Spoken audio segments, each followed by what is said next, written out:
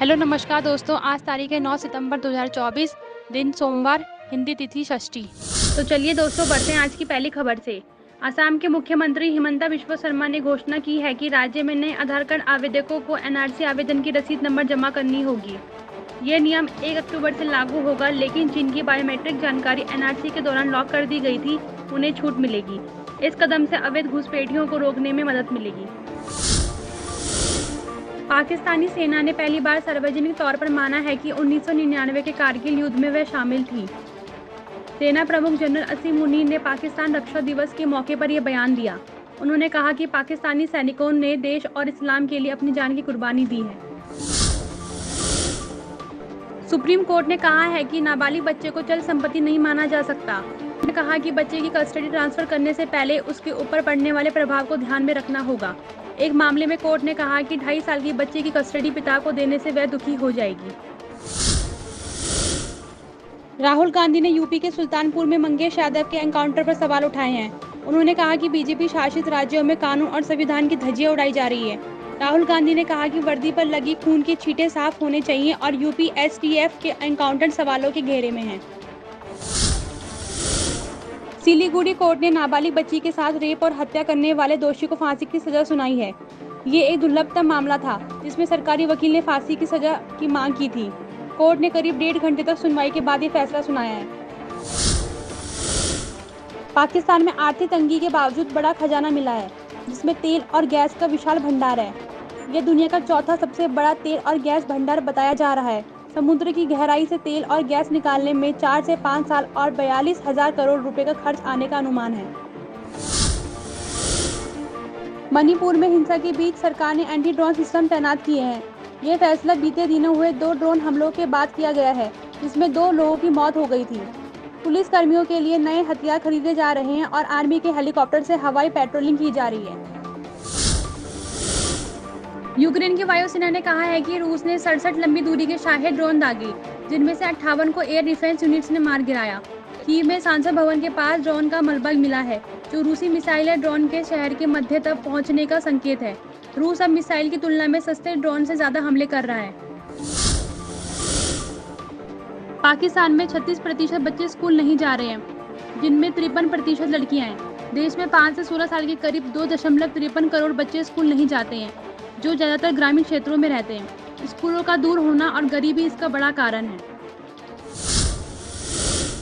Para athlete Navdeep ने पुरुष भाला फेंक F41 स्पर्धा में स्वर्ण पदक जीता, जिसे पहले रजत पदक विजेता घोषित किया गया था। ईरानी एथलीट का अयोग्य घोषित करने के बाद नवदीप का पदक स्वर्ण में अपग्रेड किया गया। भारत ने अब तक पैरालंपिक में 7 स्वर्ण, 9 रजत और 13 कांस्य पदक समेत 29 पदक जीते हैं। IT company Hexaware technology 9,950 crore रुपए का आईपीओ लेकर आ रही है, जो भारत के आईटी सेगमेंट में सबसे बड़ा आईपीओ होगा।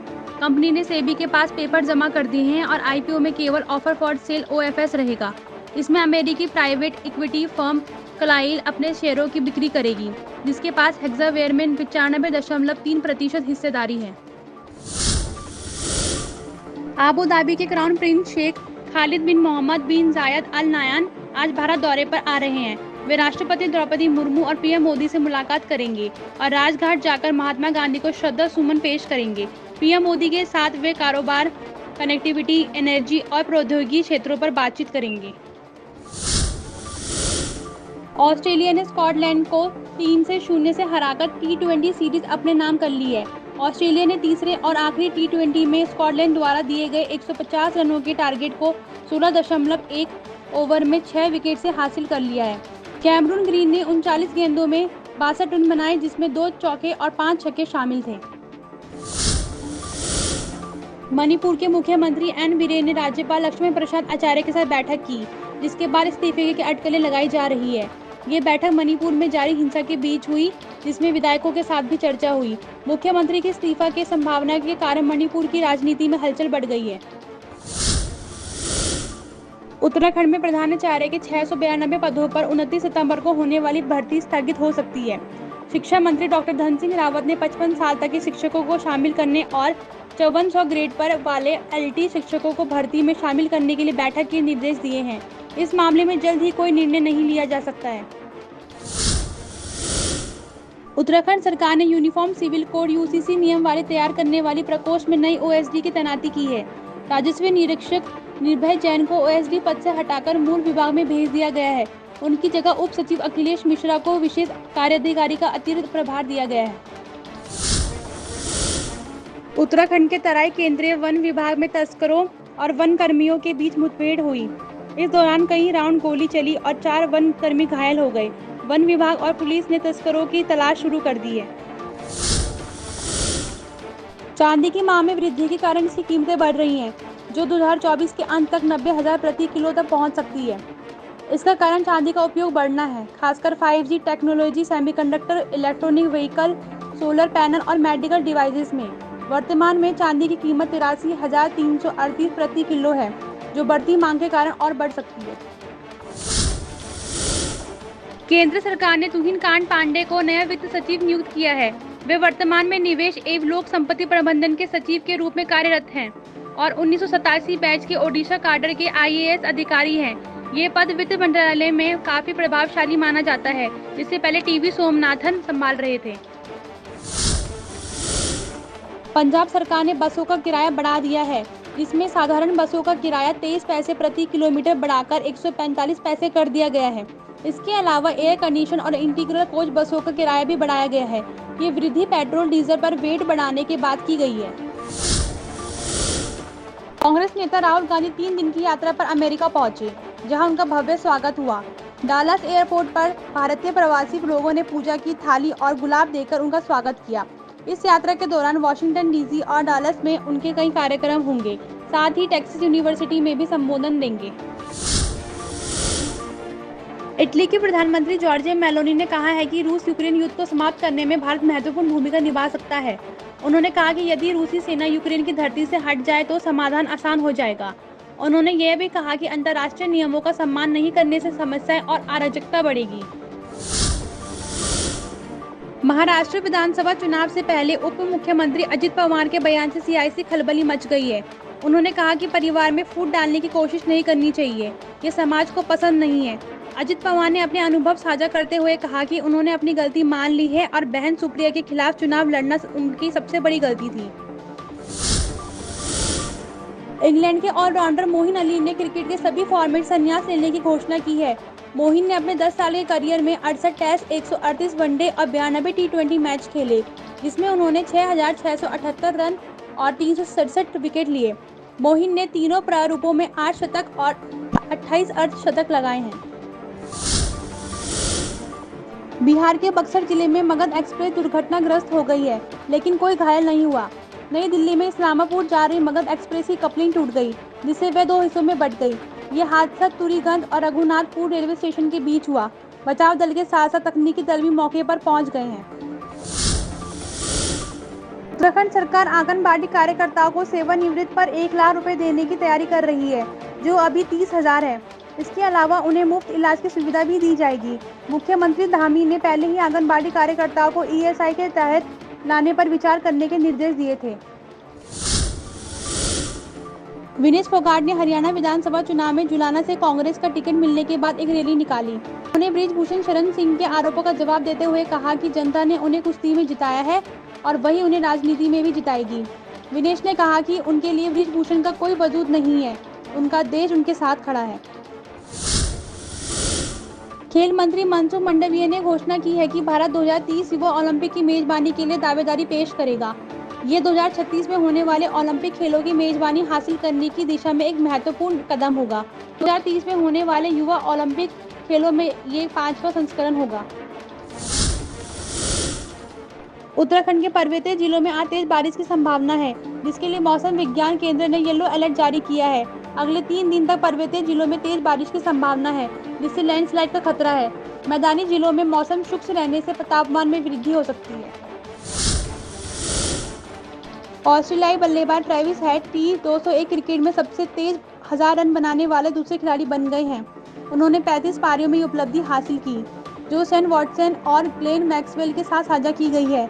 एरॉन फिंच ने सबसे तेज 1000 रन 29 पारी बनाने का रिकॉर्ड बनाया हुआ है।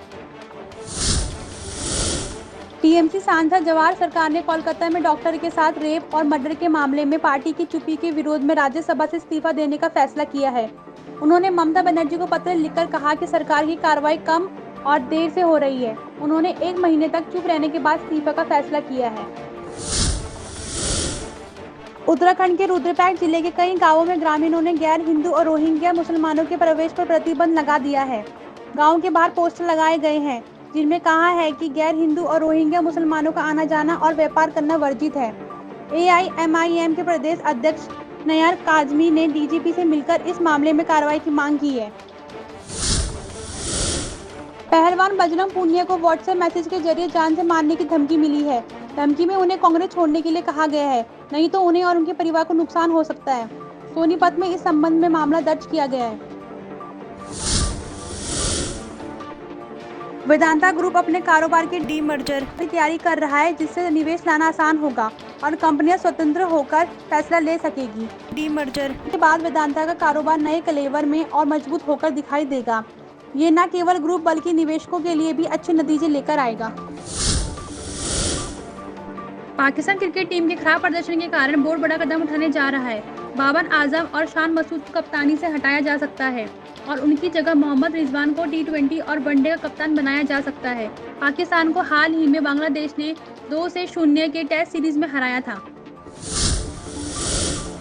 छत्तीसगढ़ के बलौदा बाजार जिले में आकाशीय बिजली गिरने से 7 लोगों की मौत हो गई और 4 लोग घायल हो गए। ये घटना मोहतरा गांव में एक पेड़ के नीचे हुई, जहां लोग बैठकर बात कर रहे थे। आकाशीय बिजली की चपेट में आने से 11 लोग प्रभावित हुए, जिनमें से 7 की मौके पर ही मौत हो गई। उमर अब्दुल्ला ने अमित शाह के बयान पर प्रतिक्रिया दी, जिसमें उन्होंने कहा कि नेशनल कॉन्फ्रेंस और कांग्रेस की सरकार आने से आतंकवाद आएगा। उमर ने कहा कि नेशनल कॉन्फ्रेंस ने आतंकवाद के खिलाफ सबसे ज्यादा कुर्बानी दी है और गृह मंत्री को इस तरह की बातें नहीं करनी चाहिए। उन्होंने कहा कि सियासी मतभेद हो सकते हैं, लेकिन हकीकत की गलत तरीके से पेश करना गलत है। भारतीय हॉकी टीम ने एशियन चैंपियंस ट्रॉफी में शानदार शुरुआत की। मेजबान चीन को 3-0 से हराया। हरमनप्रीत सिंह की कप्तानी में भारतीय टीम ने अपने पहले मुकाबले में जीत हासिल की। यह टूर्नामेंट चीन के हुलुनबीर में आयोजित किया जा रहा है, जिसमें 6 टीमें भाग ले रही हैं। अरुणाचल प्रदेश के सेप्पा में भीषण आग लगने से 23 मकान जलकर खाक हो गए। इस आगजनी में लाखों का नुकसान हो गया, लेकिन किसी की जान नहीं गई। पुलिस आग लगने के कारणों की जांच कर रही है। जमीयत उलेमा ए हिंद ने बुलडोजर कार्रवाई के खिलाफ सुप्रीम कोर्ट में अपने सुझावों का मसौदा तैयार कर लिया है। वकीलों की टीम ने मामले की गहराई से समीक्षा की और मसौदे में कई महत्वपूर्ण सुझाव दिए हैं। जमीयत उलमा ए हिंद ने बुलडोजर अन्याय के खिलाफ सुप्रीम कोर्ट का दरवाजा खटखटाया था। पाकिस्तान के प्रधानमंत्री शहबाज शरीफ ने अंतर्राष्ट्रीय साक्षरता दिवस पर देश में शिक्षा आपातकाल घोषित किया है। उन्होंने 2.6 करोड़ स्कूली बच्चों की समस्याओं को हल करने के लिए ये कदम उठाया है। शरीफ ने छात्र नामांकन अभियान और स्कूलों में मध्याह्न भोजन शुरू करने की भी घोषणा की है। दलीप ट्रॉफी में इंडिया बी ने इंडिया ए को 76 रनों से हराया। इंडिया ए को दूसरी पारी में 274 रन का लक्ष्य मिला था, लेकिन वे जीत हासिल नहीं कर सके। आकाशदीप ने पूरे मैच में 9 विकेट लिए, जबकि यश दयाल ने दूसरी पारी में 3 विकेट लिए। उत्तर रेलवे ने विनेश फोगाट और बजरंग पुनिया को कारण बताओ नोटिस जारी किया है, जिसमें उनसे इस्तीफा देने का कारण पूछा गया है। रेलवे इस्तीफे को मंजूर करने से पहले दोनों को इस्तीफा स्वीकार करने के नियमों के बारे में बताएगी। इस्तीफा मंजूर होने तक वे चुनाव लड़ने के लिए योग्य नहीं होंगे। अमेरिकी डिप्टी CEO ईशा देसाई बिस्वाल ने कहा है कि अमेरिका भारत के साथ मिलकर स्वास्थ्य, स्वच्छ ऊर्जा और जलवायु परिवर्तन जैसे वैश्विक समस्याओं का समाधान निकालना चाहता है। उन्होंने कहा कि जब अमेरिका दोस्तों के बारे में सोचता है तो भारत का नाम सबसे ऊपर है। बिस्वाल जल्द ही भारत का दौरा करने वाली हैं। बिहार के सारण जिले में एक फर्जी डॉक्टर ने YouTube वीडियो देखकर 15 साल के लड़के की सर्जरी कर दी, जिससे लड़के की मौत हो गई। परिवार का कहना है कि लड़के को उल्टी के कारण अस्पताल लाया गया था, लेकिन डॉक्टर ने सर्जरी की आवश्यकता बताकर ऑपरेशन कर दिया। पुलिस अब फरार आरोपियों की तलाश कर रही है। भारत के राष्ट्रीय सुरक्षा सलाहकार अजीत डोभाल रूस यूक्रेन युद्ध के समाधान पर बातचीत के लिए रूस जा रहे हैं। वे पीएम मोदी के शांति दूत बनकर युद्ध समाप्ति की पैरवी करेंगे। पीएम मोदी ने पहले ही युद्ध रोकने की बात कही थी और कई अंतर्राष्ट्रीय नेता उन्हें युद्ध रुकवाने में महत्वपूर्ण भूमिका निभाने की संभावना जता चुके हैं। भारत सरकार ने सूखे से प्रभावित मलावी को 1000 मीट्रिक टन चावल की मानवीय सहायता भेजी है। अल नीनो के कारण फसलों को व्यापक नुकसान हुआ है और खाद्य उत्पादन प्रभावित हुए हैं। भारत ने मलावी के अलावा जिम्बाब्वे और जाम्बिया को भी खाद्य मदद भेजी है। बांग्लादेश में राष्ट्रगान और फ्लैग बदलने की मांग उठने लगी है, जिसे लेकर लोग सड़कों पर उतर आए हैं। विरोध प्रदर्शन कर रहे संगठनों का कहना है कि ये भारत द्वारा उन पर थोपा गया है। मोहम्मद यूनुस की अंतरिम सरकार ने कहा है कि राष्ट्रगान बदलने की कोई योजना नहीं है। इसी के साथ समाप्त होती है आज की ताज़ा न्यूज़। हमारे चैनल को लाइक, शेयर एंड सब्सक्राइब कर दें। धन्यवाद।